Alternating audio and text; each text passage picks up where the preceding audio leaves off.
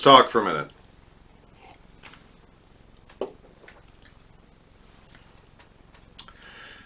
I don't think there was anything quite as eye-opening for me as reading about the reign of Queen Elizabeth I of England.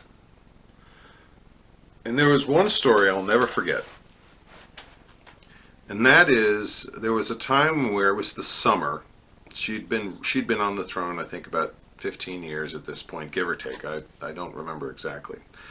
But coincidentally, 7 of her chief ministers, chief elders, whatever term you want to use, and there were several of them, several of the heads of her various offices and advisors, all went on vacation, and all those vacations overlapped around the same 3-day period.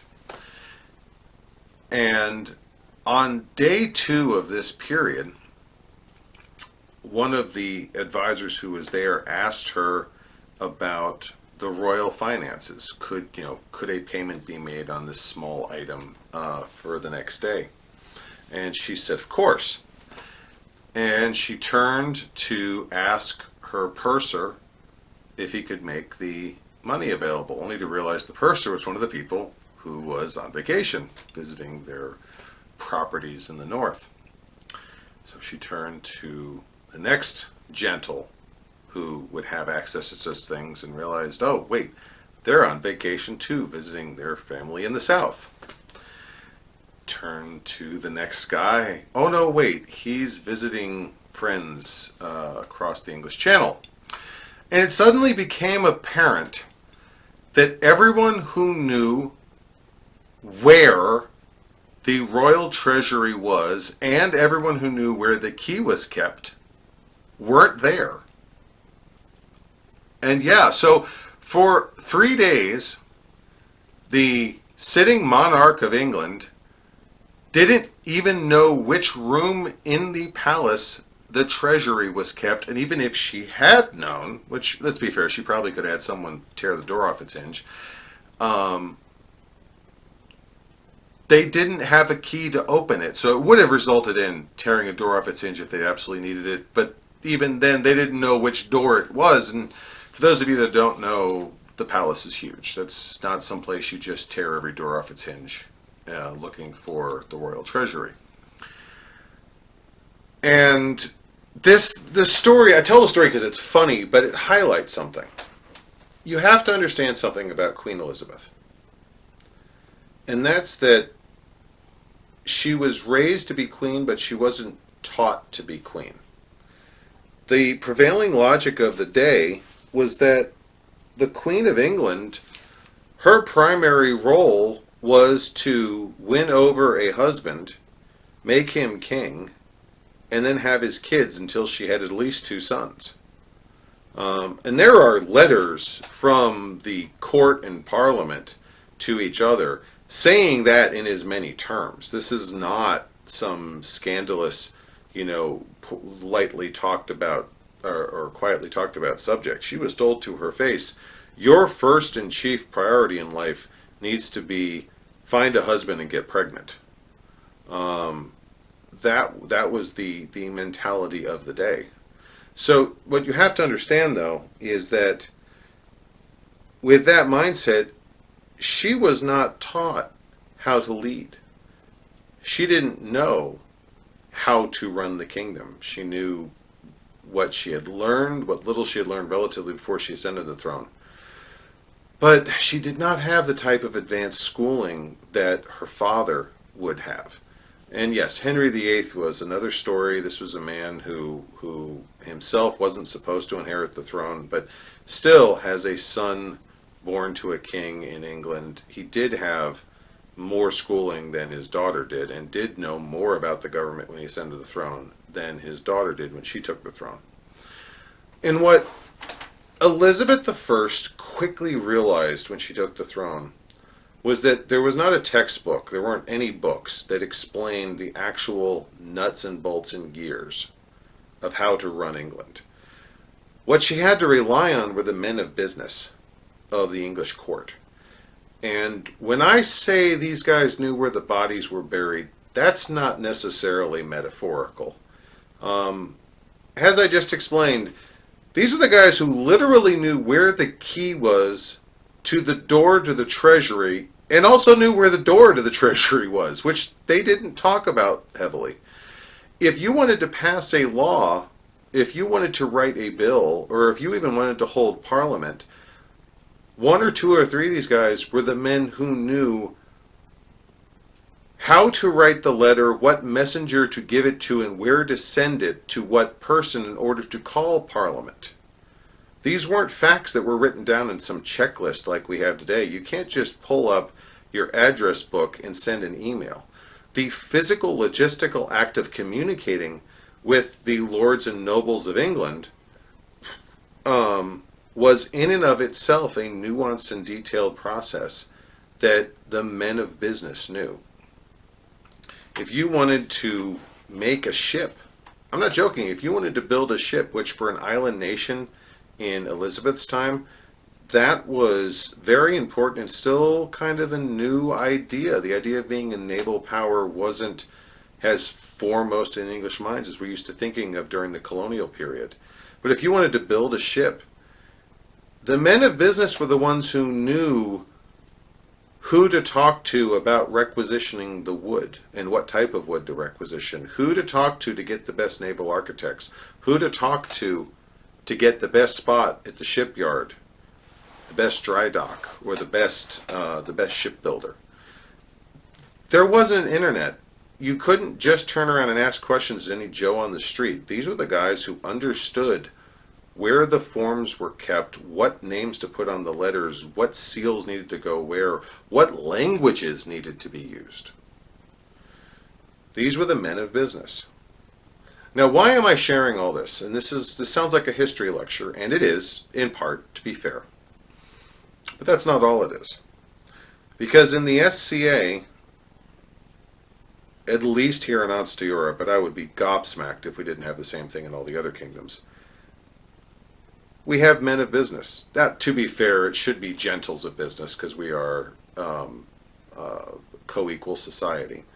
But whatever you want to call them, so much of what we do in the society is a fairly uneven mix of policy, fact, history, and tradition.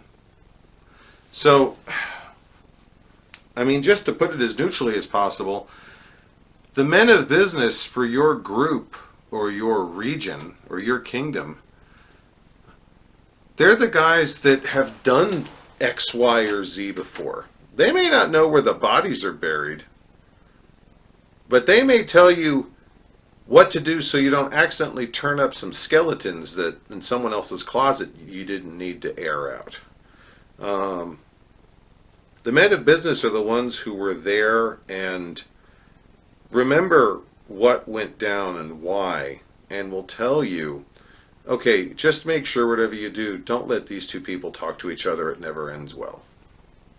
I've had that conversation a few times. It's nothing against either of the people. It's just these two people don't get along. Putting them in the same room doesn't help anyone and doesn't further any cause. But if you don't know that, you're going to stumble across that and possibly accidentally put them in a room together and set you back a few steps.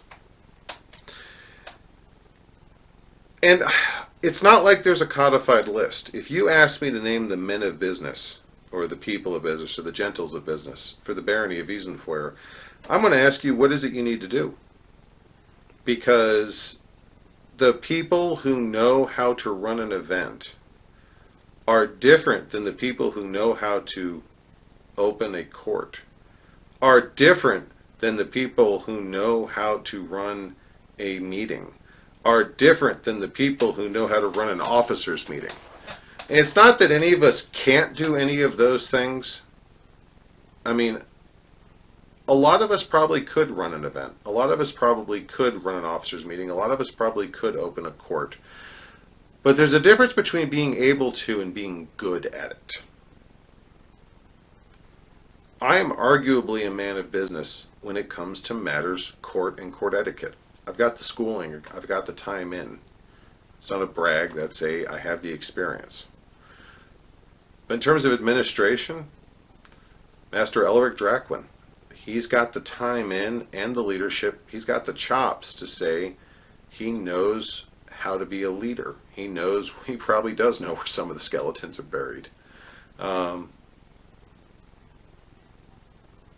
there are people who are very new into the SCA right now, and they they look at some of us and they just kind of look on it with wonder, going, how do you know how to do all this, or how do you do all of this? And a lot of us don't realize that we know what we know, because so much of the equation is this amorphous mix of tradition and personal history and a little bit of politics on top of finances and law and history and society and kingdom and local policy.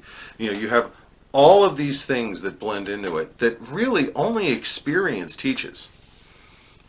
So what does that mean for you? What does all this mean for you? And the answer is this. First of all, are you a general of business? Do you know how to do something that is that amalgam of fact and preference and history and culture and all of that, that really only someone who has done their time in the trenches and knows the local area and knows the people, are you one of those people who knows all of those things and are generally referred to as someone whose input is wanted on decisions of business around your group? If you are, be aware of that distinction. Be aware of who you are. And consider sharing your knowledge. Consider mentoring. Consider teaching. Consider talking about it. Consider writing it down. Consider blogging about it. I'm not saying air dirty laundry, and I'm not saying, spill the tea or disgrace other things. I'm not trying to soil this. What I'm saying is that when a group has a tradition, when a group has a history of something, maintaining that history as part of its identity, that's important. That's not something we want to forget, and that's not something that we want to keep to ourselves, because telling the next generation in that group is important. It helps preserve the history. It helps the legacy grow smoothly and transition from one generation to the next. And if you're not one of those men of business, if you're not one of those generals of business, if you are not someone who knows those things, if you've just started, or if you've only been playing for a few years, and you have all the questions, and you have this starstruck, gobsmacked view of the local SCA of how do these people know all this, and how do they do all this, how do they make these things happen, understand that you probably are in a good position to reach out and find the elder statesmen, the leaders, the officers, the peers, the people who have been playing for 10 or 15 or 20 years. Find them, and don't ask them all the questions right off the bat. But just consider positioning yourself in a place where you can learn from them, where you can learn. Anyone can sit down in a few days and teach you the policies. Anyone can sit down in a few hours and teach you the rules. What about the culture? What about the experience? Which campground has the working bathrooms? Which roads kick up the most dust? Which campsites flood the fastest? Which companies have the best service getting stuff you need out there? Where's the best deal for buying food for feast? Who's the most consistent about, holding an agreement down so you can go shoot archery on their property? Who gets flaky and changes the rules at the last minute? Who's got the most reliable car? Who's always late? These are the things that the men of business or the generals of business know. These are the things that the next generation, the younger generation, especially if it's anything like the generation in my home group, the current new crop in Wiesenfeuer are frothing at the mouth to learn all the things. And knowing that they're watching this, seek out the generals of business in your group. Seek out the ones that have been there. You don't have to agree with them. You don't even have to like them. But if they've lasted this long, They've got something to teach you. You have something to learn from them. You want to carry on the culture, you want to make the next event more awesome than the last one, you want to improve, you want to grow. That's how you do it.